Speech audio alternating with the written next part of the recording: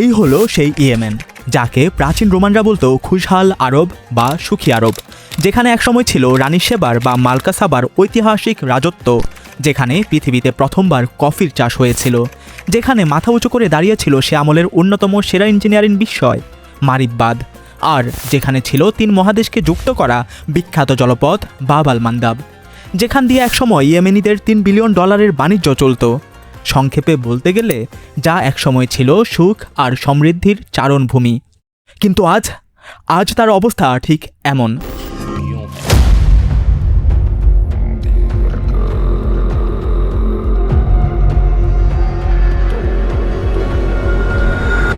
চারপাশে শুধু দারিদ্র, হাহাকার আর ধ্বংসলীলার গল্প। 2015 থেকে 2018 মাত্র 3 বছরেই এখানে 85,000-এরও বেশি শিশুর মৃত্যু হয়েছে, অর্থাৎ প্রতি 10 মিনিটে একটি শিশু। কিন্তু সবচেয়ে আফসোসের বিষয় হলো এই শিশুরা কোনো গুলি বা বোমায় মরেনি, এদের মৃত্যু হয়েছে স্রেফ খিদের জ্বালায়। কারণ সৌদি আরব এবং ইরান এই দুই দেশ নিজেদের ব্যক্তিগত শত্রুতার জেরে এদের মরার জন্য ফেলে রেখেছিল। নিজেদের এই বৈরিতার কারণে সৌদি আরব দক্ষিণ ইয়েমেনে খাদ্য এবং ওষুধের সাপ্লাই পুরোপুরি বন্ধ করে দেয়। আর এটা তো কেবল একটা দেশের গল্প। এই শত্রুতা শুধু একটা দেশের মানচিত্রই বদলায়নি, বরং লেবানন, সিরিয়া, ইরাক, আফগানিস্তান কিংবা পাকিস্তান, এই অঞ্চলের প্রায় প্রতিটি দেশের চেনা ছকটাই বদলে দিয়েছে। তাহলে এখন সবচেয়ে বড় প্রশ্ন হলো, আসলে এই শত্রুতার মূল কারণটা কি? কবে শুরু হয়েছিল এই সংঘাত? আর কিভাবে তা পুরো মধ্যপ্রাচ্যের মানচিত্রই বদলে দিল? এমন এক শত্রুতা যা মধ্যপ্রাচ্যের প্যারিস খ্যাত বৈরুতকে ধ্বংসস্তূপে পরিণত করেছে, মিশরের 1000 বছরের পুরনো জামিয়াতুল আজহারকে অর্থ দিয়ে কিনে নিয়েছে, জিয়ার হাত ধরে পাকিস্তানে মাদ্রাসা আর মুজাহিদিনদের এক বিশাল বাহিনী তৈরি করিয়েছে, ইরানে IRGCর প্রতিষ্ঠাতা মহসেন সাজগারাকে নিজের দেশ থেকে নির্বাসনে যেতে বাধ্য করেছে, জন্ম দিয়েছে হিজবুল্লাহ, আল কায়দা ইন ইরাক আর দায়েশ, সংক্ষেপে ISS-এর মতো গোষ্ঠী। আর সব মিলিয়ে লাখ লাখ নির্দোষ মুসলমানকে ঠেলে দিয়েছে চিরনিদ্রায়। তো লাইক সাবস্ক্রাইবের আহ্বান জানিয়ে শুরু করছে সৌদি বনাম ইরান শত্রুতার আসল ইতিহাস। أو نظام لديه قناعة مرسخة بأنه نظامه قائم على أيديولوجية متطرفة منصوص عليها في دستوره ومنصوص عليها في وصية الخميني بأنه يجب أن يسيطروا على مسلمي العالم الإسلامي ونشر المذهب الجعفري الاثنى عشري الخاص فيهم في جميع أنحاء العالم الإسلامي حتى يظهر مهدي।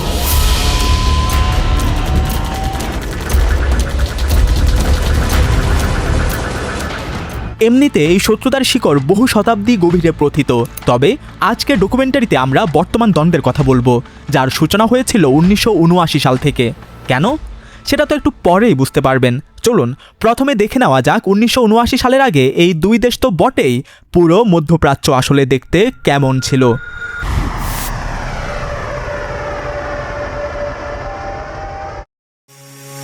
এই হলো লেবানন। সে সময় মানুষ একে বলতো মধ্যপ্রাচ্যের প্যারিস। এখানে খ্রিস্টান হোক, মুসলিম হোক কিংবা যে কোনো ধর্মের মানুষ, সবাই পুরোপুরি স্বাধীনভাবে বসবাস করত।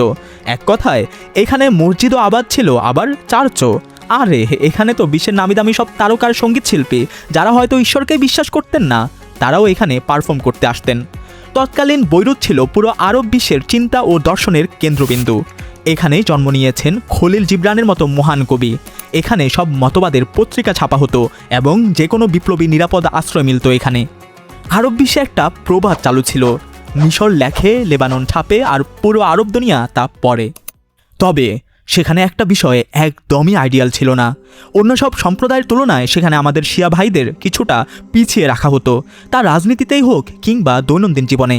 লেবাননের পলিটিক্যাল স্ট্রাকচারটা এমন ছিল, প্রেসিডেন্ট হবেন একজন খ্রিস্টান, প্রধানমন্ত্রী সুন্নি মুসলিম, আর শিয়া মুসলিমদের দেওয়া হতো পার্লামেন্টের স্পিকারের পদ। অন্যদিকে জীবনযাত্রার মান বললে শিয়া মুসলিমরা সংখ্যায় কম থাকায় তারা মূলত দক্ষিণ অঞ্চলে বসবাস করতেন, যা ছিল চরম অনুন্নত এলাকা। কিন্তু তখন এমন সময় ছিল না যখন আজকের মতো আমাদের শিয়া ভাইয়েরা নিজেদের অধিকারের জন্য যুদ্ধ করাকেই প্রথম বিকল্প হিসেবে বেছে নিচ্ছে। তখন ব্যাপারটা সম্পূর্ণ ভিন্ন ছিল। তখন দৃশ্যপটে ছিলেন মুসা আল সদরের মতো একজন শিয়া স্কলার, যিনি ছিলেন কোটটাই পরা আধুনিক মানুষ, যার হৃদয়ে সব ধর্মের মানুষের জন্য জায়গা ছিল। তিনি লেবাননে প্রভাবশালীদের বিরুদ্ধে আওয়াজ ঠিকই তুলেছিলেন, কিন্তু তার মূল উদ্দেশ্য ধর্মীয় উগ্রবাদ নয়, বরং জাতীয়তাবাদ ছিল। অর্থাৎ তার লক্ষ্য এটা ছিল না যে নিজের ধর্মকে দেশের উপর চাপিয়ে দেওয়া, বরং লেবাননে শিয়া সম্প্রদায় যাতে সমান অধিকার পায় এবং রাজনৈতিক প্রতিনিধিত্বের কাঠামোটা যাতে আরও উন্নত হয়, সেটাই ছিল তার মূল চাওয়া। الظالم والمظلوم بأي صفة وصفت الظالم والمظلوم من خلالها بدأت المعركة من أيام آدم صفوة الله ونوح النبي الله وإبراهيم خليل الله وموسى كليم الله وعيسى روح الله ومحمد حبيب الله وعلي ولي الله وهكذا। মজার ব্যাপার হলো, একজন ধর্মীয় নেতা হওয়া সত্ত্বেও মুসা সদর আজকের নেতাদের চেয়ে এতটাই আলাদা ছিলেন যে তিনি কখনো অস্ত্রের ব্যবহারকে প্রশ্রয় দেননি। উল্টো এক প্রতিবাদ সভায় তিনি সশস্ত্র যুদ্ধকে সম্পূর্ণ নিরুৎসাহিত করেন। فإذا اتسعت رقعة المعارك في لبنان دون شك عذر للأجانب لإسرائيل لغير إسرائيل أن يتدخل في أوضاع لبنان بسبب أو آخر।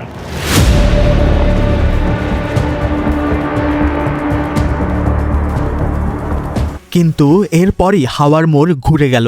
1978 সালে মুসা সদর লিবিয়া সফরে যে গেলেন, আর কখনোই ফিরে আসেননি। তিনি সেখানে রহস্যজনকভাবে নিখোঁজ হয়ে যান। অনেকের মতে গাদ্দাফি তাকে হত্যা করেছে, তবে সত্য এটাই যে আজ পর্যন্ত কেউ জানে না আসলে তার সাথে কী ঘটেছিল। মুসা সদরের চলে যাওয়ার পরপরই শিয়া মতাদর্শিক ভাবনায় এক মস্ত বড় পরিবর্তন আসে। কারণ মনে রাখবেন, এর পরের বছরই ছিল সেই ঐতিহাসিক 1979 সাল, যখন 14 বছরের নির্বাসন কাটিয়ে আমেরিকার মদতপুষ্ট শাহ অফ ইরানকে ক্ষমতাচ্যুত করে আয়াতুল্লাহ খোমেনি সাহেব ইরানে ফিরে আসেন।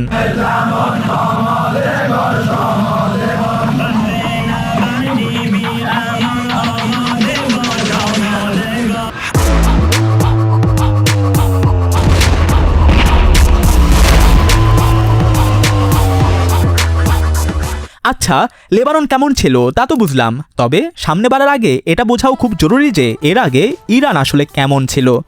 শাহের আমলে ইরান আজকের চেয়ে সম্পূর্ণ আলাদা ছিল। সিনেমা হল, নাইট ক্লাব, আকাশচুম্বী অট্টালিকা, আর নারীদের জন্য পর্দার কোনো বাধ্যবাধকতাই ছিল না। হ্যাঁ, ওপর থেকে আধুনিক আর স্বাধীন দেখানো এই দেশে একটা জিনিস অবশ্য বেশ অন্ধকার ছিল। সাওয়াক নামের এক কুখ্যাত সিক্রেট পুলিশ ফোর্স, যাদের কাজে ছিল শাহের সরকারের বিরুদ্ধে ওঠা যে কোনো নরম কণ্ঠস্বরকে চিরতরে স্তব্ধ করে দেওয়া। সাওয়াকের এজেন্টরা সাধারণ মানুষের মাঝে এমনভাবে মিশে থাকতো যে কারো মুখ থেকে শাহের বিরুদ্ধে সামান্য একটা কথাও বের হলে তাকে আজকের আমলের কালো গ্লাসওয়ালা মাইক্রোবাসে তুলে নেওয়ার মতো গায়েব করে দেওয়া হতো। এবার কথা বলা যাক রুহুল্লাহ খোমেনিকে নিয়ে, যিনি 1902 সালে ইরানে জন্মগ্রহণ করেন। খোমেনির জীবন শুরু থেকে নানা উত্থান পতনের মধ্যে দিয়ে গেছে। তার বয়স যখন মাত্র 5 মাস, তখনই তার বাবাকে হত্যা করা হয়। খোমেনির বিশেষত্ব ছিল তিনি সম্পূর্ণভাবে ধর্মীয় শিক্ষার উপর নির্ভর করেছিলেন। তিনি এমন কোনো প্রতিষ্ঠানে যাননি যেখানে পশ্চিমা চিন্তাধারা পড়ানো হতো। মাত্র 30 বছর বয়সেই খোমেনির সুমা বা গণনা অত্যন্ত যোগ্য স্কলারদের তালিকায় হতে থাকে। কিন্তু খোমেনি অন্য সাধারণ শিয়া ওলামাদের চেয়ে সম্পূর্ণ আলাদা ছিলেন। তিনি বিশ্বাস করতেন ধর্ম কেবল মানুষের ব্যক্তিগত বিষয়গুলো সামলানোর জন্য নয়, বরং রাষ্ট্র পরিচালনার জন্য। در صدر اسلام خطبه‌های جنبه سیاسی داشته است، نماز جمعه یک اجتماع سیاسی است. نماز جمعه یک عبادت سرتاپا سیاسی است. مساجد را ما کاری کردیم که به کلی از مصالح مسلمین دور باشد. এমনকি তিনি মনে করতেন যে সরকার শরিয়া ভিত্তিক নয়, তা সম্পূর্ণ অবৈধ এবং তার বিরুদ্ধে যুদ্ধ করা উচিত। আর এই নীতিতে খোমেনির মাঝে বিন্দুমাত্র নমনীয়তা ছিল না। در صورتی که ولایت فقیه هست که جلوی دیکتاتوری را میگیره. اسلام مذهب خشک مربوط به فقط رابطه بین بنده و خدا نیست. اسلام یک مذهب سیاسی অথচ সে সময় ইরানের শীর্ষস্থানীয় ওলামাদের মত ছিল এর সম্পূর্ণ বিপরীত। তারা মনে করতেন ধর্মীয় নেতাদের কাজ শুধু ঠিক ভুল বাতলে দেওয়া, সমাজকে গাইড করা, শাসনভার পরিচালনা করা নয়। اما معذالک ولایت مطلقه غلطه. خودی پیغمبر اکرم هم ولایت مطلقه نداشت، ولی که خدا تو قرآن به پیغمبر گفت احکم بینهم بما انزل الله. آقایون یه ولایت مطلقه باشن، باقی اصول قانون اساسی همه نادیده گرفته میشه. তাদের অধিকাংশেরই ধারণা ছিল শিয়া সম্প্রদায়ের এই রাষ্ট্র ক্ষমতার জন্য ইমাম মাহাদির আগমন পর্যন্ত অপেক্ষা করা উচিত। আজকের দিনে আয়াতুল্লাহ সিস্তানি সাহেবের মতাদর্শও কিন্তু এটাই। তবে বোঝার বিষয় হলো খোমেনি সাহেবের কনসেপ্ট ছিল আমরা ইমাম মাহাদির আগমন পর্যন্ত হাত গুটিয়ে বসে থাকতে পারি না। যতক্ষণ না ইমাম মাহাদি আসছেন কোনো যোগ্য ধর্মীয় নেতাকে শাসনভার পরিচালনা করতে হবে, আর তিনি হবেন সেই ব্যক্তি যিনি দিনী জ্ঞানে সবচেয়ে বেশি যোগ্য, অর্থাৎ সবচেয়ে বড় মার্জা বা ধর্মীয় পণ্ডিতকেই ক্ষমতা সামলাতে হবে। खुमैनी साहब ने कि उन्होंने ये ईरान के शियों को बावर कराया कि भाई जब आएंगे हजरत मेहदी आ जाएंगे, लेकिन हम अब हाथ पर हाथ रखकर बैठे रहे, बातिल को चैलेंज भी न करें। उन्होंने आवाम को ऐसा खड़ा किया है कि 20,000 से लेकर 30,000 के दरमियान इंसानों ने जाने दी। ये जज्बा उन्हीं में है। वाकया ये है कि अहले सुन्नत के अंदर ये जज्बा न होने के बराबर। খোমেনির এই তত্ত্ব অনুযায়ী এই ধর্মীয় শীর্ষ নেতাই হবেন চূড়ান্ত ক্ষমতার অধিকারী, যার হাতে থাকবে সেনাবাহিনী, অর্থনীতি, সবকিছুর নিয়ন্ত্রণ, কারণ তিনি আল্লাহর পক্ষ থেকে শাসন পরিচালনা করবেন। এরপর আসে 1964 সাল, যখন আমেরিকার মদতপুষ্ট শাহ ইরানে কিছু সংস্কার বা রিফর্ম করতে শুরু করেন। এই সংস্কারের মধ্যে যেমন কিছু ভালো দিক ছিল, যেমন দরিদ্রদের জমি দেওয়া, তেমনই একটা বিষয় ছিল যার তীব্র বিরোধী ছিলেন খোমেনি সাহেব, তা হলো নারীদের ভোটাধিকার দেওয়া। ব্যাস, শুরু হলো সংঘাত। খোমেনি সাহেবের একের পর এক জ্বালাময়ী ভাষণ আর তুমুল গণপ্রবাদ, আর জবাবে শাহের পক্ষ থেকে খোমেনি সাহেবকে গ্রেপ্তার করা হয়। কিন্তু জল বহুদূর গড়ালো। খোমেনি সাহেবের গ্রেপ্তারের পর যখন দেশে দাঙ্গা শুরু হলো, তখন তাকে প্রথমবার মুক্তি দেওয়া হয়। কিন্তু এর মাত্র কয়েক মাস পরেই ইরানি বিষয়ে আমেরিকানদের হস্তক্ষেপের প্রতিবাদে খোমেনি সাহেব আবারও গর্জে উঠলেন এবং তীব্র ভাষণ দিলেন। এবার শাহের ধৈর্যের বাঁধ ভেঙে গেল। তিনি খোমেনিকে দেশ থেকে নির্বাসিত করে প্রথমে তুরস্ক এবং পরে ইরাকের নাজাফে পাঠিয়ে দিলেন। পবিত্র স্থান এবং বিপুল সংখ্যক শিয়া জনসংখ্যা অধ্যুষিত ইরাকে খোমেনি সাহেবের জন্য পরিস্থিতি একটু অন্যরকম ছিল। সেখানকার অধিকাংশ ওলামা আয়াতুল্লাহ সিস্তানি সাহেবের মতাদর্শ অনুসরণ করতেন, যেখানে ধর্ম আর রাষ্ট্র ক্ষমতা দুটি সম্পূর্ণ আলাদা বিষয়। ফলে সেখানে খোমেনি সাহেবকে যোগ্য মনে করা হলেও কোনো বিশেষ পলিটিক্যাল ভূমিকা তাকে দেওয়া হয়নি। কিন্তু এই ইরাকেই এমন এক ঘটনা ঘটল যা পুরো অঞ্চলের ভবিষ্যৎ বদলে দিল। যখন ইরানে বসে শাহ ভাবছিলেন যে খোমেনিকে দেশ ছাড়া করে সব সেট করে দিয়েছেন, ঠিক তখনই 1970-এর দশকে মানুষের কাছে প্রথমবার অডিও ক্যাসেট আর টেপ রেকর্ডার সহজলভ্য হয়ে উঠল। খোমেনি সাহেবের ছাত্ররা তার লেকচার রেকর্ড করত এবং সেই ক্যাসেটগুলো জুতোর ভেতর কিংবা খাবারের ডাব্বায় লুকিয়ে ইরানে স্মাগল করে দিত। আর ঘরের বদ্ধ দুয়ারে বসে মানুষ খোমেনি সাহেবের সেই বয়ানগুলো শুনত, যেখানে তিনি শাহের সরকারকে অবৈধ ঘোষণার পাশাপাশি বিদ্রোহ ও যুদ্ধের ডাক দিতেন। শাহের সাবাক বাহিনী পত্রিকা আর সরকারি মিডিয়া নিয়ন্ত্রণে ওস্তাদ হলেও এই অডিও ক্যাসেটের নেটওয়ার্কের কাছে পুরোপুরি ফেল মেরে গেল। সহজ কথায় 1970-এর দশকে অডিও ক্যাসেট খোমেনির জন্য ঠিক সেই কাজটি করেছিল যা 2024 সালে বাংলাদেশে হাসিনার বিপক্ষে গণবিপ্লব তৈরিতে সোশ্যাল মিডিয়া করেছে। এদিকে ইরানের মানুষ যখন খোমেনি সাহেবের বয়ান শুনছিল, অন্যদিকে বিরোধী দলগুলো, তারা ইসলামপন্থী হোক বা ধর্মনিরপেক্ষ, বৈরুতে এসে বিপ্লবের জন্য একটি কৌশলগত কাঠামো তৈরি করতে শুরু করে। এখন আপনার মাথায় প্রশ্ন আসতেই পারে, ধর্মনিরপেক্ষ বা সেকুলার মানুষ কেন শাহের বিরোধী ছিল? আসলে তারা ছিলেন গণতন্ত্রকামী মানুষ, যারা রাজতন্ত্র এবং দেশে ক্রমবর্ধমান মার্কিন হস্তক্ষেপের ওপর প্রচণ্ড অসন্তুষ্ট ছিলেন।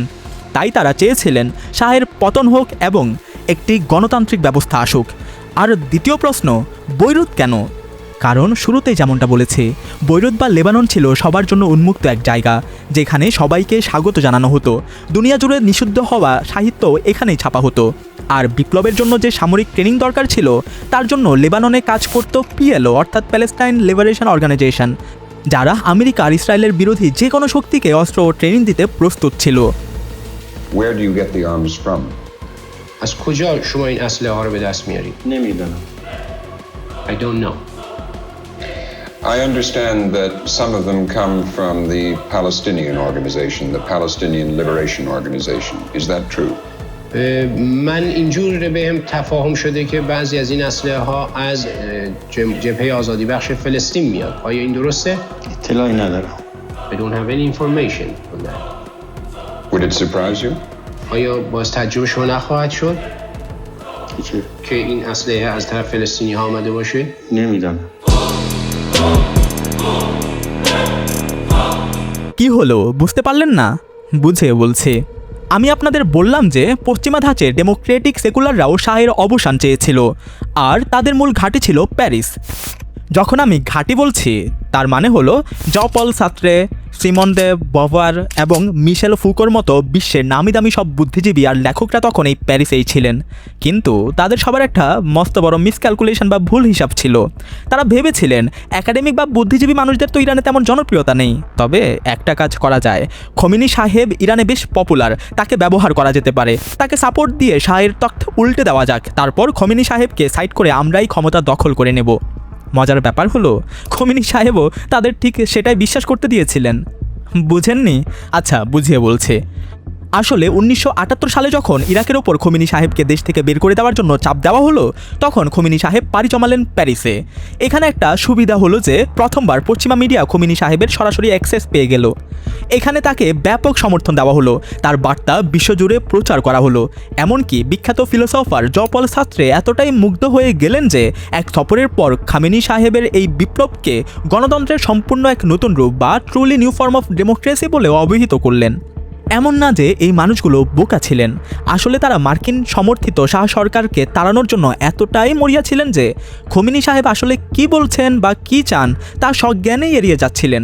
কিন্তু এই ফিলোসফাররা কিংবা খোমেনি সাহেবের পক্ষে র্যালি বের করা নারীরা হয়তো বিন্দুমাত্র আঁচ করতে পারেননি যে সামনে আসলে কেমন এক কঠোর ব্যবস্থা তাদের জন্য অপেক্ষা করছে।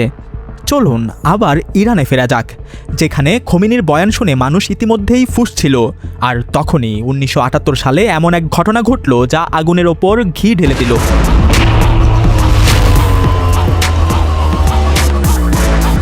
এখানে বলে রাখা ভালো, 1978 সালের মাঝামাঝি সময়ে ইরান উত্তাল হয়ে উঠলেও দেশের একটা বড় অংশ কিন্তু তখনও খোমেনির এই বিপ্লবের জন্য পুরোপুরি প্রস্তুত ছিল না। তারা এক ধরনের দ্বিধাদ্বন্দ্বে ছিল, অর্থাৎ তারা শাহের বিরোধী ঠিকই ছিল, কিন্তু খোমেনির নেতৃত্ব নিয়েও কিছুটা ইতস্তত করছিল। কিন্তু এরপর এলো 19 আগস্টের সেই ভয়াবহ দিন, যা পুরো পরিস্থিতি এক ঝটকায় বদলে দিল। সেদিন আবাদান শহরের সিনেমারেক্স থিয়েটারটি বাইরে থেকে তালাবদ্ধ করে আগুন লাগিয়ে দেওয়া হয়, যার ফলে 477 জন মানুষ জীবন্ত দগ্ধ হয়ে মৃত্যুবরণ করে। এমনিতেই জঘন্য কাজটি করেছিল বিপ্লবপন্থী কট্টরপন্থী একটি ইসলামী গ্রুপ, কিন্তু দেশজুড়ে রটিয়ে দেওয়া হলো যে এই কাজ সাবাক পুলিশ করেছে। যদিও এই দাবির কোনো প্রমাণ ছিল না, তবুও মাত্র কয়েক ঘন্টার মধ্যে এই খবর পুরো ইরানে ছড়িয়ে পড়ে এবং সবাই তা বিশ্বাসও করে নেয়। কেন? কারণ সাবাক বাহিনী এতটাই নিষ্ঠুর আর দানবীয় ছিল যে তাদের পক্ষে এমন কাজ করা অসম্ভব তা কেউ ভাবতেই পারেনি। ব্যাস, এরপর সংঘর্ষের এমন এক নতুন অধ্যায় শুরু হলো যে লাখ লাখ মানুষ রাস্তায় নেমে এলো, যার কোনো পূর্ববর্তী নজিরই নেই। এই প্রতিবাদ শুধু 1-2 দিন নয়, মাসের পর মাস চলতে থাকলো। পরিস্থিতি শাহের নিয়ন্ত্রণের এতটাই বাইরে চলে গেল যে ধর্মঘটের কারণে দেশটির মূল চালিকা শক্তি তেল শিল্পই বন্ধ হয়ে গেল। আর পরিস্থিতি যখন এতটাই খারাপ হলো যে সৈন্যরা প্রতিবাদী জনতার উপর গুলি চালাতে অস্বীকৃতি জানালো, তখন এলো 1979 সালের জানুয়ারি মাসের সেই দিন, যখন শাহ ইরান থেকে ছুটি কাটানোর নাম করে এমনভাবে দেশ ছাড়লেন যে আর কোনো দিন ফিরে আসতেই পারেননি। Kind as to tell us how you feel about being back in Iran. ممکنه محبت بفرمایید و بگید چه احساسی می‌کنید از برگشت به ایران. এবার খোমেনি সাহেবের ঘরে ফেরার গল্পে যাওয়া যাক। যে ফ্লাইটে করে খোমেনি সাহেব ফিরছিলেন সেই ফ্লাইটেরও এক চমৎকার গল্প আছে। খোমেনি সাহেবের ভয় ছিল যে তার ফেরার বিমানটিকে হয়তো মাঝ আকাশেই ধ্বংস করে দেওয়া হতে পারে, তাই বুদ্ধি করে সেই ফ্লাইটে আন্তর্জাতিক সাংবাদিকদের ভিড় জমানো হলো, যেমন বিবিসি, নিউ ইয়র্ক টাইমস ইত্যাদি, যাতে ইরানের রয়্যাল ফোর্সের মাথায় থাকে যে এই প্লেনের কিছু হলে তা আন্তর্জাতিক মিডিয়ায় বড় কেলেঙ্কারি হয়ে দাঁড়াবে। আর এই গুরুদায়িত্ব দেওয়া হয়েছিল মহসেন সাজগারা নামের এক তরুণকে, যিনি নিখুঁতভাবে তালিকা তৈরি করেছিলেন যে কোন কোন সাংবাদিক এই বিমানে চড়েছেন। বিমানটি ল্যান্ড করার সাথে সাথে ইরানি জনতার এক মহাসমুদ্র আছড়ে পড়ল এবং সবাই তাকে খোলা মনে বরণ করে নিল। আপনাদের জানিয়ে রাখি, এই মহসেন সাজগারাই কিন্তু পরবর্তীতে পাসদারান ই ইনকেলাব বা IRGCর ভিত্তিপ্রস্তর স্থাপন করেছিলেন। কিন্তু মাত্র বছর খানিকের মধ্যেই পাশা উল্টে গেল। খোমেনি সাহেব ডেমোক্রেটদের নিজের আসল রূপ দেখাতে শুরু করলেন। বিপ্লবের পক্ষের মানুষদেরই গ্রেপ্তার করা শুরু হয়, এমনকি লিবারেল ও নারীবাদীদের গ্রেপ্তার করে কঠোর শাস্তি দেওয়া শুরু হতে থাকে। لكن اینهایی که با قلم دارند بر ضد ملت قلم فرسایی میکنند و با قدم دارند بر ضد ملت اقدام میکنند اینها سرکوب خواهند। আর এই সব কিছু মহসেন সাজগারার পক্ষে মেনে নেওয়া সম্ভব ছিল না। তিনি প্রতিবাদ করতে শুরু করলেন। ফলশ্রুতিতে তাকে গ্রেপ্তার করা হলো, টর্চার করা হলো এবং তার জন্য দেশের মাটি এতটাই সংকুচিত করে দেওয়া হলো যে তাকে নিজের মাতৃভূমি ছাড়তে হলো। ইতিহাসের কি নিষ্ঠুর পরিহাস, যে মানুষটি আইআরজিসির ভিত্তি গড়েছিলেন আজ তিনি ওয়াশিংটনে বসে সেই বাহিনীরই ধ্বংসের কথা বলেন। First of all, this IRGC is a monster, and when I look at it, it looks like that you have a child, and when he or she grows up, become a killer, a murderer. ইরানের গল্পটা এখানে একটু থামিয়ে চলুন, এবার Saudi আরবে যাওয়া যাক।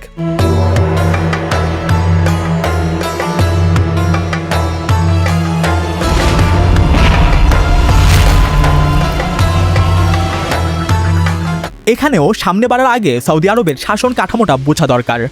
ওপর দেখলে মনে হয় এখানে কেবল একটি রাজ পরিবারের রাজত্ব, যেখান থেকে সব পরিচালিত হয়, কিন্তু বাস্তবে এখানে দুটি পরিবারের অলীকরণ যৌথ শাসন চলে। একটি হলো আল সাউদ পরিবার, যাদের হাতে রয়েছে দেশের সম্পদ আর সামরিক শক্তি, আর অন্যটি হলো মুহাম্মদ বিন আব্দুল ওয়াহাব এর ধর্মীয় এস্টাবলিশমেন্ট। এমন কেন? কারণ ৩০০ বছর আগে যখন মুহাম্মদ বিন আব্দুল ওয়াহাবকে তার কট্টর ধর্মীয় ভাবাদর্শের কারণে, যেমন মাজার তৈরি না করা, নতুন ইবাদতের নিয়ম চালু না করা ইত্যাদি, তার নিজস্ব এলাকা নাজদ থেকে বের করে দেওয়া হয়েছিল, তখন তিনি দিরিয়া অঞ্চলের শাসক মোহাম্মদ ইবনে সৌদের সাথে একটি ঐতিহাসিক চুক্তি করেন। চুক্তি অনুযায়ী ইবনে সৌদ এলাকা জয় করবেন এবং সামরিক সমর্থন দেবেন, আর বদলে মুহাম্মদ বিন আব্দুল ওয়াহাব তার সেই শাসনকে ধর্মীয় বৈধতা দেবেন। এভাবেই এই দুই শক্তি একে অপরের পরিপূরক খুঁটি হয়ে দাঁড়ায়, আর এই জুটি একে অপরের জন্য দারুণ কার্যকরও প্রমাণিত হয়েছিল। কিন্তু তারপর এলো সেই 1979 সাল, যা সব কিছু নাড়িয়ে দেয়। দিনটি ছিল জুমা আয়াতুল মুবারক।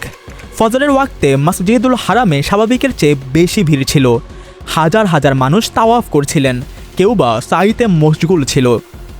ফজরের নামাজের সময় হলো। কাবা শরীফের ইমাম শেখ মোহাম্মদ ইবনে সুবাইল নামাজ পড়াতে এলেন। সব কিছু ঠিকঠাকই চলছিল। নামাজ শেষ হলো, কিন্তু এরপর হঠাৎ এমন কিছু ঘটল যা কাবা শরীফের পবিত্র চত্বরে কেউ কখনো কল্পনাও করতে পারেনি।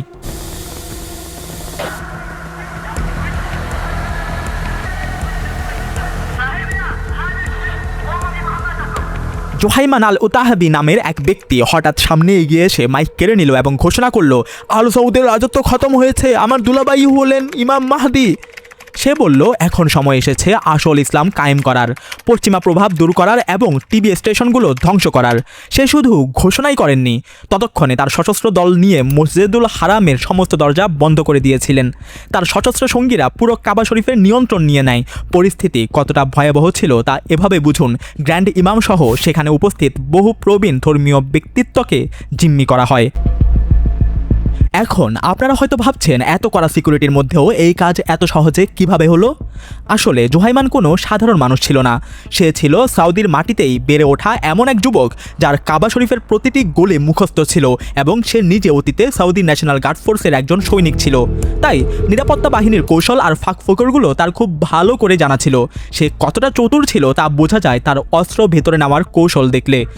সে জানতো সব জায়গায় চেকিং হলেও জানাজা আর কফিন কেউ চেক করে না।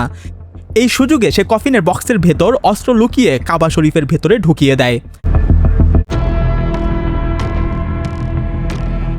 সে জানতো এই লড়াই দীর্ঘ হতে পারে, তাই তখন সেখানে চলমান কনস্ট্রাকশনের গাড়িগুলোর অ্যাক্সেসের সুযোগ নিয়ে পিকআপ ট্রাকে করে প্রচুর খাবার আর পানি কাবা শরীফের বেসমেন্টে আগে থেকেই জমা করে রেখেছিল। জোহাইমান কিন্তু ইসলামের বিরুদ্ধে ছিল না, তার ক্ষোভ ছিল সৌদি শাসকদের উপর। তার দাবি ছিল সৌদি শাসকরা পশ্চিমা সংস্কৃতির দাস হয়ে গেছে, পেট্রো ডলার তাদের দুর্নীতিগ্রস্ত ও ধর্মীয়ভাবে দুর্বল করে দিয়েছে।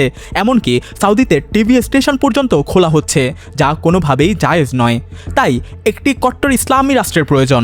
আর তার দুলাভাইয়ের ইমাম মাহদি হওয়ার দাবির পেছনের যুক্তি ছিল হাদিসের বর্ণনা অনুযায়ী তার নামও মোহাম্মদ, আর তার শ্যালক একজন ধর্মীয় ব্যক্তিত্ব হিসেবে বেশ কয়েকজন স্কলারের স্বপ্নেও এসেছিলেন।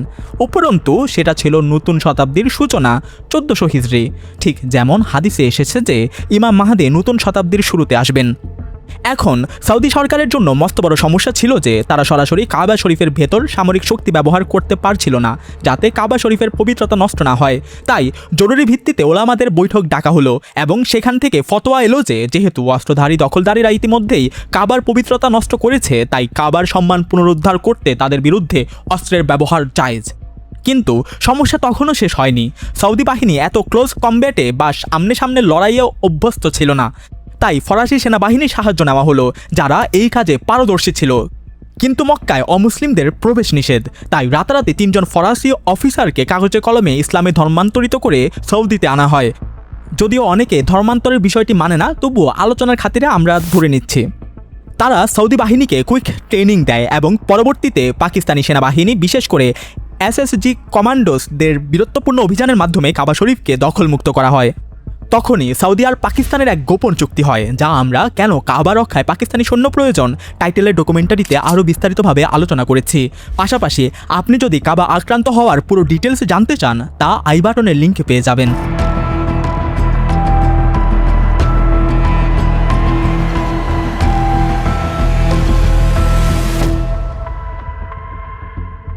কাবা শরীফ তো মুক্ত হলো, কিন্তু এই ঘটনা সৌদি শাসকদের ঘুম উড়িয়ে দিল। নিজেদের ধর্মীয় মতাদর্শের মানুষের কাছ থেকেই এমন সশস্ত্র বিদ্রোহ, তাও আবার ধর্মের নামে, তা ছিল এক মস্ত বড় ধাক্কা। তাই আল সৌদ পরিবার সিদ্ধান্ত নিল এবার শক্ত পদক্ষেপ নিতেই হবে। মজার ব্যাপার হলো সৌদি শাসকরা শেষ পর্যন্ত সেটাই করলো যা মূলত জোহাইমান চেয়েছিল। পুরো সৌদিতে রাতারাতি কট্টর ইসলামাইজেশন শুরু হয়ে গেল। আল সৌদ পরিবার ওয়াহাবি এস্টাবলিশমেন্টের সাথে চুক্তি করলো যে আপনাদের যত ফান্ডিং, যত ইনভেস্টমেন্ট লাগবে আমরা দেব, শুধু আপনারা এই ধর্মীয় সমাজকে নিয়ন্ত্রণে রাখবেন এবং আমাদের রাজতন্ত্রের বৈধতার সার্টিফিকেট দিয়ে যাবেন। يقول والله ما بعد آل سعود إلا جهنم، يقول ما تصور الحياة نعيش دينيا بعد آل سعود। এই চুক্তির পর দুটি জিনিস ঘটলো।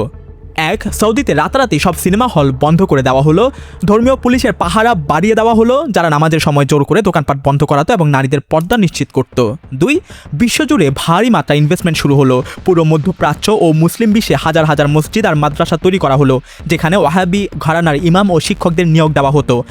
আন্তর্জাতিক শিক্ষার্থীদের সৌদির ইউনিভার্সিটিতে স্কলারশিপ দেওয়া হলো। এমনকি মিশরের ঐতিহ্যবাহী আল আজহার ইউনিভার্সিটির মতো নামী প্রতিষ্ঠানগুলোতে বিপুল ফান্ডিং দিয়ে নিজেদের মতাদর্শের প্রচার বাড়ানো হলো। একে কাকতালীয় বলুন আর যাই বলুন, আরেকটি ঘটনা সৌদির পালে হাওয়া দিল। মনে করে দেখুন, এটি ছিল সেই সময় যখন পাকিস্তানে স্বৈরশাসক জেনারেল জিয়ার এক অসাংবিধানিক ও দুর্বল সরকার চলছিল, যার ওপর পশ্চিমা দেশগুলোর নানা নিষেধাজ্ঞা ছিল। অর্থাৎ জিয়ার টাকার খুব প্রয়োজন ছিল। জিয়া এই সুযোগকে লুফে নিলেন এবং পুরো পাকিস্তানে মাদ্রাসাগুলোতে সৌদি ফান্ডিংয়ের জোয়ার বয়ে গেল। The constitution itself may be un-Islamic, but the role of the armed forces cannot be un-Islamic. খুব স্বাভাবিকভাবেই আরেকটি কোইন্সিডেন্স বা কাকতালীয় ঘটনা ঘটল। এটি ছিল সেই সময় যখন সোভিয়েত ইউনিয়ন আফগানিস্তান আক্রমণ করলো। যে আমেরিকা পাকিস্তানের উপর নিষেধাজ্ঞা দিয়েছিল, তেলের খনি আর সৌদি ঘাঁটির এত কাছে রাশিয়ার এই আগমন তাদের পক্ষে মেনে নেওয়া সম্ভব ছিল না। তাই আমেরিকায় পাকিস্তানকে বিপুল অর্থ দিতে শুরু করলো, যাতে একটি শক্তিশালী বাহিনী তৈরি করে সোভিয়েত ইউনিয়নকে তাড়িয়ে দেওয়া যায়। সৌদি সরকারের কাছেও এটি ছিল নিজেদের খাঁটি মুসলমান রাষ্ট্র হিসেবে প্রমাণ করার এবং কাবা শরীফের কলঙ্কিত অধ্যায় ধামাচাপা দেওয়ার এক মোক্ষম সুযোগ। এই যুদ্ধকে পুরোপুরি একটি ধর্মীয় যুদ্ধ বা জিহাদের রূপ দেওয়া হলো। আমেরিকা যত ডলার দিচ্ছিল, সৌদি আরব ঠিক ততটা ফান্ড ঢালতে শুরু করলো। সৌদি অর্থায়নে চলা মাদ্রাসা আর মার্কিন অস্ত্রে সজ্জিত মুজাহিদিনরা তৈরি হতে লাগলো। ये जो भाई हमारी जंग लड़ रहे हैं, ये अपनी नहीं पाकिस्तान की जंग लड़ रहे हैं। इसलिए अगर हम और कुछ नहीं करते तो कम से कम दुआ के लिए तो हाथ उठाई कि अल्लाह ताला इन अफगान मुजाहिदों को कामयाबी अता फरमाए। আর এই প্রশিক্ষণপ্রাপ্ত যোদ্ধাদের মধ্যেই একজন ছিল ওসামা বিন লাদেন, যে আফগান জিহাদের সময় আরও ফাইটারদের নিয়ে নিজের একটি নেটওয়ার্ক গড়ে তোলে, যা পরবর্তীতে আল কায়দা নামে আত্মপ্রকাশ করে। এখন যেহেতু পুরো ব্যাকগ্রাউন্ড আমরা জেনে গেছি, এবার আসা যাক এই ডকুমেন্টারির সবচেয়ে গুরুত্বপূর্ণ মোড়ে। আসলে ইরান আর সৌদির এই চরম শত্রুতা কোথায় আর কেন শুরু হলো? মূল বিষয় ছিল একদিকে সৌদি আরব, অন্যদিকে ইরান। দুই দেশেরই সরকারের টিকে থাকার মূল ভিত্তি ছিল ধর্ম, আর দুই পক্ষের মধ্যেই একটা জিনিস কমন ছিল, উগ্রবাদ। ইরানি পক্ষ মনে করত তাদের ইসলামই একমাত্র সত্যরূপ, আর সৌদি আরবের ভাবনাও ছিল ঠিক একই রকম। তাই আঞ্চলিক আধিপত্য বিস্তারের লড়াইয়ে দুই দেশে নিজেদের মতাদর্শ বিশ্বজুড়ে এক্সপোর্ট বা রপ্তানি শুরু করলো। نحن أطفالكم خدامكم جنودكم والله العظيم ليس هذا قول. لما بدأ آسفة الحزم أنا أرسلت رسالة إلى مولاي خادم الحرمين الشريفين حفظه الله، وعرضت 10,000 شباب باكستاني حاضر أي وقت أنتم تأمر بدون دقيقة نحن نرسل لحفاظة مملكة العربية السعودية. সৌদি আরব কিভাবে টাকার জোরে মাদ্রাসা, মসজিদ আর স্কলারশিপের টাকা ছড়িয়ে এই কাজ করেছে তা তো আমরা দেখলাম, কিন্তু ইরান এই একই কাজ করার জন্য সম্পূর্ণ ভিন্ন পথ বেছে নিল। কারণটা পরিষ্কার, তাদের কাছে সৌদির মতো অঢেল পেট্রোডলারের সম্পদ ছিল না।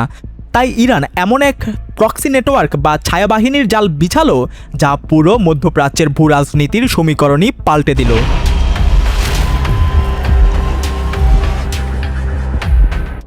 ইরানের এই মিশনের প্রাণভ্রমরা ছিল পাসদারান এ ইনকিলাব বা আইআরজিসি এবং এর বৈদেশিক শাখা কুদস ফোর্স, যার দীর্ঘদিনের প্রধান কাশেম সোলামানিকে 2020 সালে মার্কিন ড্রোন হামলায় হত্যা করা হয়। مسئله اسلام آمریکایی را مطرح می‌کند، نشانه‌ها و مصداق اسلام آمریکایی وهابیت را معرفی می‌کند. وهابیت دارای ریشه یهودی است. در داخل پاکستان نفوذ پول سعودی صورت گرفته است و هدفش با پشت پرده رژیم صهیونیستی و وهابیت از هم پاشوندن پاکستان است. نباید ارتش پاکستان اجازه بدهد.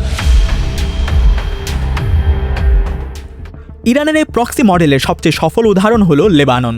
1982 সালে যখন ইসরায়েল লেবানন আক্রমণ করে তখন তেহরান এই চরম বিশৃঙ্খলার মাঝে এক সোনালী সুযোগ দেখতে পায়। আইআরজিসির শত শত গার্ড গোপনে লেবাননের বেকা ভ্যালিতে পৌঁছে যায় এবং সেখানকার স্থানীয় শিয়া ওলামাদের সাথে মিলে এমন এক সংগঠনের জন্ম দেয় যাকে আজ পুরো দুনিয়া হিজবুল্লাহ নামে চেনে। মজার ব্যাপার হলো এই বেকা ভ্যালি ছিল সেই মাটি যেখানে কয়েক বছর আগে মুসা সদর অস্ত্র পরিহারের ডাক দিয়েছিলেন এবং ৭৫,০০০ সশস্ত্র মানুষের সংগঠন আমালের সামনে দাঁড়িয়ে বলেছিলেন, আমার কাছে গুলির চেয়েও শক্তিশালী জিনিস আছে, তা হলো শব্দ, তাই অস্ত্র রেখে দাও, গুলি বাঁচাও। কিন্তু খমেনির আদর্শে অনুপ্রাণিত এই সংগঠনটি শুধু কোনো সাধারণ গ্রুপ ছিল না, বরং লেবানন রাষ্ট্রের ভেতর আরেকটি শক্তিশালী রাষ্ট্র হয়ে দাঁড়ালো। ইরান হিজবুল্লাহকে অর্থ, বানের মতো অস্ত্র আর এমন দুর্ধর্ষ ট্রেনিং দিল যে তারা মার্কিন মেরিন ব্যারাক থেকে শুরু করে ইসরায়েলি সেনাবাহিনী সবাইকে নাস্তানাবুদ করে ছাড়ল।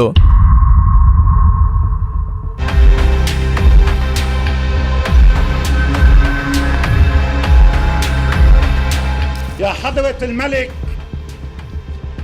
الإرهابي هو الذي صدر الفكر الوهابي الداعشي إلى العالم، وهو أنتم। লেবাননের পর ইরানের দ্বিতীয় বড় লক্ষ্য ছিল ইরাক। 1980-র দশকে যখন সাদ্দাম হোসেন ইরানের বিরুদ্ধে যুদ্ধ করছিলেন তখন তেহরান সাদ্দাম বিরোধী ইরাকি শিয়া যোদ্ধাদের আশ্রয় দেয় এবং তাদের বদর ব্রিগেড নামে সংগঠিত করে। এরপর 2003 সালে যখন আমেরিকা সাদ্দাম হোসেনের পতন ঘটালো তখন তা ইরানের জন্য এক আসমানি উপহার হিসেবে প্রমাণিত হলো। ইরানে প্রশিক্ষণ নেওয়া সেই সব যোদ্ধারা ইরাকে ফিরে এসে সরকার থেকে শুরু করে নিরাপত্তা সংস্থা সব জায়গায় ইরানের আধিপত্য কায়েম করে দিল। আজ ইরাকের রাজনীতি হোক বা যুদ্ধক্ষেত্র, তেহরানের ইশারা ছাড়া সেখানে একটা পাতাও নড়ে না। ইরানের এই বিস্তার এখানেই থামেনি। ইরাকের পাশে রয়েছে আরেকটি দেশ, সিরিয়া। 1980 সালে সাদ্দাম হোসেন যখন ইরানের বিরুদ্ধে যুদ্ধ শুরু করেন তখন সিরিয়ার তৎকালীন প্রেসিডেন্ট হাফিজ আল আসাদ এক ঐতিহাসিক ও কৌশলগত সিদ্ধান্ত নেন। তিনি আরব দেশ হওয়া সত্ত্বেও ইরানের পাল্লায় নিজের সমর্থন ঢেলে দেন। ইরান ও সিরিয়ার এই অক্ষয় পরবর্তীতে লেবাননের হিজবুল্লাহর প্রধান লাইফলাইন হয়ে দাঁড়ালো। আর সাম্প্রতিককালে যখন আরব বসন্তের ধাক্কায় বাশার আল আসাদের ক্ষমতা টিকিয়ে রাখার দায় হয়ে পড়েছিল তখন ইরান হিজবুল্লাহর ফাইটার সহ ইরাকি, আফগান ও পাকিস্তানি শিয়া মিলিশিয়াদের সিরিয়ায় পাঠিয়ে আসাদকে রক্ষা করে। তবে এইসব কিছুর মধ্যে সবচেয়ে আকর্ষণীয় গল্পটি হলো ইয়েমেনের, যেখানে হুতি বিদ্রোহীরা সৌদি সীমানার ঠিক পাশেই ইরানের এক মহাশক্তিশালী প্রক্সি হিসাবে আবির্ভূত হয়েছে। এর মাধ্যমে তেহরান প্রমাণ করে দিল যে তারা সৌদি আরবকে তার নিজের ঘরের দোরগোড়াতেও আঘাত করতে পারে। ইরানের ফর্মুলা ছিল একদম পরিষ্কার, যেখানেই শিয়া জনসংখ্যা আছে তাকে নিজের শক্তিতে রূপান্তর করো। আর এভাবেই তারা ইরান থেকে ইরাক, লেবানন থেকে জর্ডান, এমনকি সৌদির প্রতিবেশী ইয়েমেন পর্যন্ত পৌঁছে গেল। جنجال درست خواهند کرد که ایران در کار یمن دخالت کرد. بله این دخالته. این که ما نشستیم اینجا دو کلمه حرف میزنیم این میشه دخالت. স্বাভাবিকভাবেই সৌদি আরব এটা কোনোভাবেই মেনে নিতে পারছিল না এবং হয়তো এর আশঙ্কা সৌদির আগে থেকেই ছিল, তাই তারা এর ওপর আগে থেকেই কাজ শুরু করে দিয়েছিল। সৌদি শুধু শিক্ষার মাধ্যমেই নিজেদের স্কুল অফ থট এক্সপোর্ট করেনি, বরং এর জন্য কিছু মারাত্মক বা जानलेवा চালও চেলেছিল। इस मुल्क के अंदर अफगान जिहाद लड़ने के लिए जो है आपका तालीमी निसाब जो है चेंज किया। ये इस्लामाइजेशन का जो एक बुखार था, हम शामिल थे उसमें। बुखार था जो 80 की दहाई के अंदर जो चढ़ा हमें बुखार जो है, वो हमारा अपने दीन के लिए नहीं था, वो अमेरिका के इंटरेस्ट को प्रोटेक्ट करने के लिए था।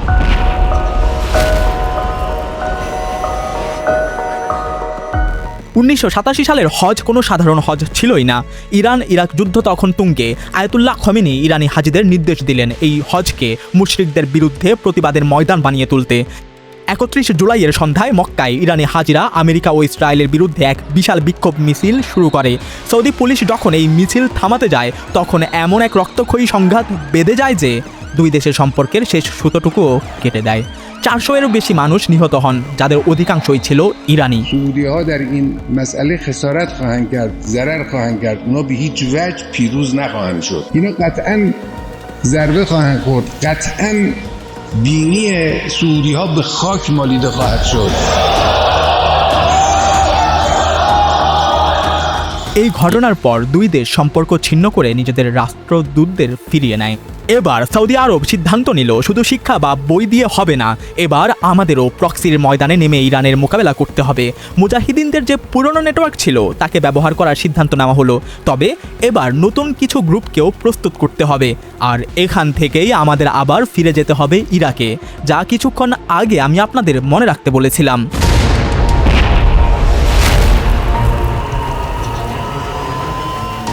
ইরাকের সেই রক্তাক্ত অধ্যায় বোঝার জন্য আমাদের এমন একজন মানুষকে জানতে হবে যার নাম শুনলে আজও মধ্যপ্রাচ্যের মানুষের বুক কেঁপে ওঠে, আবু মুসাব আল জারকাউই। মজার বিষয় হলো, জারকাউইর গল্প কোনো মাদ্রাসা বা ধর্মীয় প্রতিষ্ঠান থেকে শুরুই হয়নি, বরং শুরু হয়েছিল জর্ডানের জারকা শহরের অলিগলি থেকে। সে কোনো ধার্মিক পরিবারের ছেলেও ছিল না, বরং নিজের যৌবনে সে ছিল এক দুর্ধর্ষ মদ্যপ আর গুন্ডা। তার পুরো শরীরে ট্যাটু আঁকা ছিল, যা ইসলামে সম্পূর্ণ নিষিদ্ধ। এমনকি যৌন নিপীড়ন ও মাদক চোরাচালানের অপরাধে সে জেলেও গিয়েছিল। কিন্তু জেলেই এলো তার জীবনের টার্নিং পয়েন্ট। জেলের নির্জনতা তাকে কট্টরপন্থী বানিয়ে দিল। 90-এর দশকের শুরুতে যখন সে জেল থেকে বের হলো, তখন সে কোনো সাধারণ অপরাধী নয়, বরং একজন চরমপন্থী জিহাদিতে রূপান্তরিত হয়ে গেছে। সে পাড়ি জমালো আফগানিস্তানে। যদিও রাশিয়ার বিরুদ্ধে যুদ্ধ তখন শেষ, কিন্তু আরব মুজাহিদিনদের নেটওয়ার্ক তখনও সেখানে সক্রিয় ছিল। সে সেখানে নিজের একটি ট্রেনিং ক্যাম্প খোলে এবং পরবর্তীতে জর্ডানে ফিরে এসে হামলা করার অপরাধে আবারও গ্রেপ্তার হয়। কিন্তু 1999 সালে সাধারণ ক্ষমায় সে মুক্তি পায়। এরপরই এলো 9/11। 9/11-এর পর আমেরিকা যখন আফগানিস্তানে হামলা করে, সে প্রথমে আফগানিস্তানে এবং পরবর্তীতে ইরাকে চলে আসে।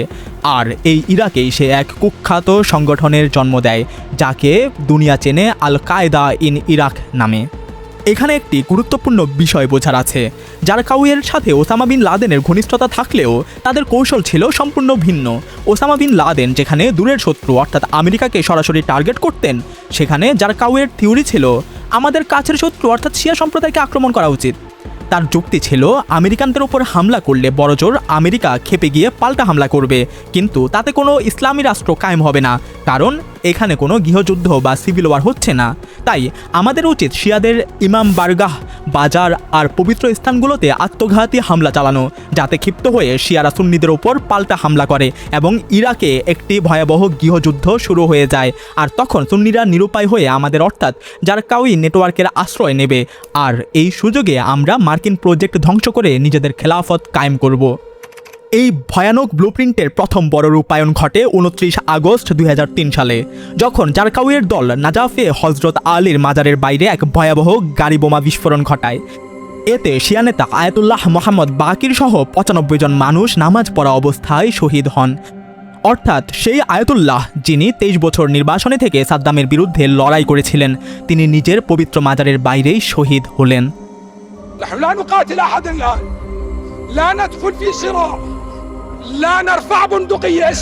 এরপর এলো 2006 সালের সেই কালো দিন, যখন জারকাউইয়ের এই পৈশাচিক পরিকল্পনা পূর্ণতা পেল। ইরাকের সামরা শহরের শিয়াদের অন্যতম পবিত্র স্থান আল আসকারি মাজার বা গোল্ডেন মস্কে শক্তিশালী বোমা বিস্ফোরণ ঘটিয়ে তার গম্বুজ ধসিয়ে দেওয়া হলো। এই হামলায় কোনো মানুষের মৃত্যু না হলেও এর প্রতীকী আঘাত ছিল কোনো পারমাণবিক বোমার চেয়েও বেশি। أنا أطالب ببناء البقيع هم يجون يفلسون الأئمة في العراق نتحمل بصورة أو بأخرى لا يمكننا السكوت على هذه الجرائم এর কয়েক ঘন্টার মধ্যেই ইরাকের রাস্তায় শুরু হলো সেই আদিম রক্তগঙ্গা যার স্বপ্ন জারকাউই দেখেছিল। শিয়া মিলিশিয়ারা সুন্নিদের ওপর ঝাঁপিয়ে পড়ল। যে ইরাকে সুন্নি আর শিয়ারা শত শত বছর ধরে শান্তিতে পাশাপাশি বাস করেছিল তা এক নিমিষে এক নিকষ কালো গৃহযুদ্ধের অন্ধকারে তলিয়ে গেল। জুন 2006-এ জারকাউই এক মার্কিন বিমান হামলায় মারা গেলেও সে নফরতের যে বীজ বুনে গিয়েছিল তা ততক্ষণে এক বিশাল বিষবৃক্ষে পরিণত হয়েছে। এই বিষবৃক্ষটি পরবর্তীতে কেমন রূপ নিয়েছিল তা আমাদের সবার জানা। 2011 সালে যখন আরব বসন্ত এলো এবং সিরিয়ায় বাশার আল আসাদের ক্ষমতা নড়বড়ে হয়ে গেল, তখন ইরান আসাদকে বাঁচাতে নিজের সব শক্তি ঢেলে দিল। কারণ সিরিয়া ছিল ইরানের জন্য কৌশলগত লাইফলাইন, লেবাননের হিজবুল্লাহর কাছে অস্ত্র পৌঁছানোর একমাত্র রাস্তা। এই পরিস্থিতিতে সৌদি আরব সুন্নিদের ব্যাক করা শুরু করলো। আর এই ডামডোলের মধ্য থেকেই যাদের গোড়াপত্তন হয়েছিল সেই সুন্নি মিলিশিয়া আর সৌদি ফান্ডিংয়ের হাত ধরে জন্ম নিল এক নতুন আতঙ্ক, দাওয়াতুল ইসলামিয়া ফিল ইরাক ওয়া শাম বা দাইশ, ইংরেজিতে সংক্ষেপে ISIS। হ্যাঁ, এই সেই দাইশ যারা পরবর্তীতে ইরাকের দ্বিতীয় বৃহত্তম শহর মসুল সহ প্রায় 40% এলাকা দখল করে বসেছিল এবং প্রায় 80 লাখ মানুষের ওপর নিজেদের নৃশংস শাসন চালিয়েছিল। তবে পরবর্তীতে এই দায়েশ খোদ সৌদিরও নিয়ন্ত্রণের বাইরে চলে যায় এবং সৌদির ভাবমূর্তির মস্ত বড় ক্ষতি করে। বিশ্বজুড়ে দায়েশ যত সন্ত্রাসবাদ ছড়াতো, আন্তর্জাতিক মহলে দোষ গিয়ে পড়তো সৌদির ওপর। পরবর্তীতে আমেরিকার বিমান হামলা এবং ইরানের স্থলভাগের মিলিশিয়াদের যৌথ সাঁড়াশি অভিযানে দায়েশকে পরাস্ত করা হয়। The Ayatollah Khamenei the new Hitler of the Middle East. بلا شك. Absolutely. Why? Because he wants to expand. He wants to create his own project in the Middle East. چند تا جوان بی تجربه امور اون کشور رو در دست گرفتن، دارن اون جنبه توحش را غلبه میدن بر جنبه متانت و ظاهرسازی.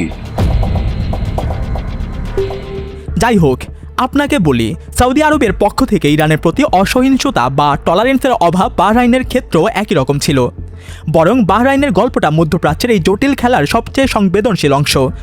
বাহরাইনের 70% জনসংখ্যা শিয়া হলেও সেখানের শাসন ক্ষমতায় রয়েছে এক সুন্নি রাজপরিবার। সৌদি শাসকদের ভয় ছিল আরব বসন্তের হাওয়া লেগে যদি বাহরাইনের শিয়া পপুলেশন সফল হয়ে যায় তবে সেই ইনকিলাব বা বিপ্লবের আগুন সৌদির তেলের খনি অঞ্চলেও ছড়িয়ে পড়বে।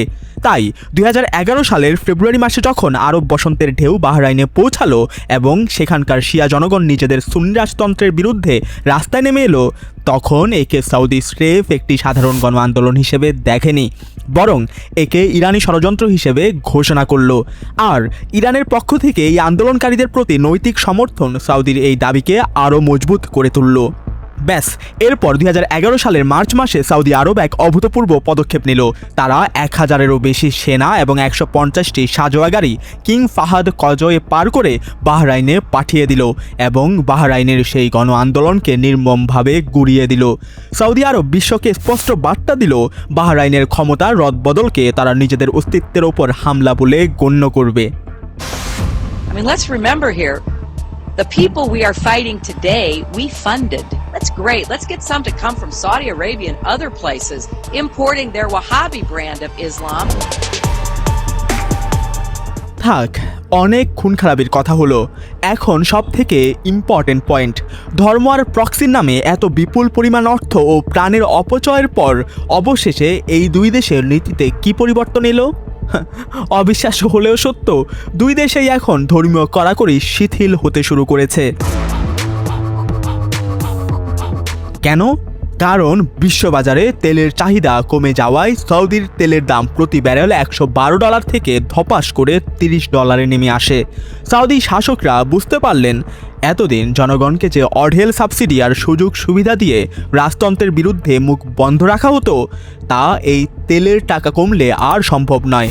তাই অর্থনীতি বাঁচাতে তাদের পশ্চিমা ইনভেস্টমেন্ট দরকার, আর তার জন্য দরকার এক উন্মুক্ত ও আধুনিক পরিবেশ। ব্যাস, মোহাম্মদ বিন সালমানের নেতৃত্বে সৌদিতে শুরু হলো এক ঝড়ো সংস্কার। নারীদের গাড়ি চালানো বা কর্মক্ষেত্রে অংশগ্রহণের অনুমতি তো খুব সাধারণ বিষয়, সেখানে এখন পুরোদমে সিনেমা হল আর কনসার্ট কালচার চালু হয়ে গেছে। أوروبا الجديدة هي الشرق الأوسط. একই অবস্থা ইরানেরও। দশকের পর দশক ধরে আর্কিটেকচারাল বা আদর্শিক যুদ্ধ আর আন্তর্জাতিক নিষেধাজ্ঞার ফলে ইরানের অর্থনীতি পুরোপুরি পঙ্গু হয়ে গেছে। সেখানে এখন নিজেদের সরকারের বিরুদ্ধেই সাধারণ মানুষের বিক্ষোভ এক নিত্যনৈমিত্তিক ব্যাপার হয়ে দাঁড়িয়েছে। শুরুর দিকে মানুষের মনে 1979 সালের সেই বিপ্লবের জোশ ছিল, তাই তারা মূল্যস্ফীতি বা অর্থনৈতিক কষ্টের পরোয়া করেনি। তাদের জন্য ইনকিলাবের হেফাজত বা বিপ্লব রক্ষাই ছিল একমাত্র লক্ষ্য। কিন্তু যখন এই কষ্ট মানুষের পিঠ দেয়ালে ঠেকিয়ে দিল, তখন মানুষ ক্লান্ত হয়ে পড়ল। তারা দেখলো যে ট্যাক্সের টাকা তাদের শিক্ষা আর স্বাস্থ্যে লাগার কথা ছিল, তা দেশের সীমান্ত পার হয়ে হিজবুল্লাহ, হুতি আর সিরিয়ার যুদ্ধে বিলিয়ে দেওয়া হচ্ছে। মানুষ প্রশ্ন তুলতে শুরু করলো, আমরা দুমুঠো ভাতের জন্য লড়ছি, তখন তেহরানের শাসকরা কেন ভিন দেশের যুদ্ধে বিলিয়ন বিলিয়ন ডলার উড়াচ্ছে? আর তারপর এলো 2019 সালের সেই দিন, যখন ইরানের রাস্তায় এমন এক স্লোগান উঠল যা শাসকদের প্রাসাদ কাঁপিয়ে দিল, না গাজা না লেবানন, আমার জীবন শুধু ইরানের জন্য, না গাজা না লেবানন, আমার জীবন শুধু ইরানের জন্য। এটা শুধু একটা স্লোগান ছিল না, এটা ছিল এক নতুন প্রজন্মের স্পষ্ট ঘোষণা যে ইনাফ ইজ ইনাফ। সরকার প্রথমে এই আন্দোলনকে বন্দুকের নলে দমাতে চাইলেও 2022 সালের সেপ্টেম্বরের এক ঘটনা পুরো ইরানে দাবানল জ্বালিয়ে দিল। মাহসা আমিনি নামের এক 22 বছরের কুর্দি ইরানি তরুণীকে তেহরানের মোরাল পুলিশ স্রেফ সঠিকভাবে হিজাব না পরার অপরাধে গ্রেপ্তার করে এবং হেফাজতে থাকা অবস্থায় তার রহস্যজনক মৃত্যু হয়। এই ঘটনা জ্বলন্ত আগুনে পেট্রোলের কাজ করলো। আন্দোলন এতটাই তীব্র হলো যে মেয়েরা নিজেদের চুল কাটতে শুরু করলো, হিজাব পরাতে শুরু করলো। সরকার বুঝতে পারল এই নতুন প্রজন্মকে আর স্রেফ ভয়ের চাদরে ঢেকে রাখা যাবে না। অন্যদিকে প্রক্সি যুদ্ধের খরচে ইরানের অর্থনীতির দম আটকে আসছিল। তাই নিজেদের অস্তিত্ব টিকিয়ে রাখতে ইরানেও পর্দার আড়ালে কঠোর ইসলামিক নিয়মকানুন শিথিল হতে শুরু করেছে এবং নারীদের মাথা থেকে হিজাবও সরে যাচ্ছে। حجاب رو به طور کامل رعایت نمی‌کنن اینا رو نباید متهم کرد به بی‌دینی یا ضد انقلابی. نه. তবে এই পুরো মহাকাব্যের সবচেয়ে চমকপ্রদ অংশ হলো এর ক্লাইম্যাক্স। 10 মার্চ 2023, সেই ঐতিহাসিক দিন যা পুরো বিশ্বকে তাক লাগিয়ে দিল। দুনিয়া দেখল যে দুই চরমপন্থী ধর্মীয় রাষ্ট্র, যাদের মূল মন্ত্রই ছিল নিজেদের আদর্শের জন্য প্রয়োজনে সব ধ্বংস করে দেওয়া, তারা এক অমুসলিম দেশ চীনের মধ্যস্থতায় এক টেবিলে বসে চুক্তিতে সই করছে। চুক্তিটি কি? যা হওয়ার হয়েছে, এবার আমরা হাত মেলাবো, রাষ্ট্রদূত ফেরত পাঠাবো এবং একে অপরের অভ্যন্তরীণ বিষয়ে কোনো নাক গলাবো না। আপনিও শান্তিতে থাকুন, আমাদেরও শান্তিতে থাকতে দিন।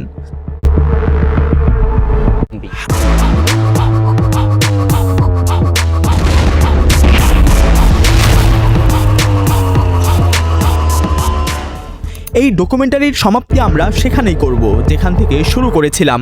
মনে আছে শুরুতেই বলেছিলাম যে এই শত্রুতার শিকড় 100 বছরের পুরনো হলেও আমরা কেবল 1979 সালের পরের কথা বলবো, কারণ আন্তর্জাতিক বিশ্লেষকদের মতে এই শত্রুতা আসলে কখনোই কোনো খাঁটি ধর্মীয় উদ্দেশ্যে বা আদর্শের লড়াই ছিলই না।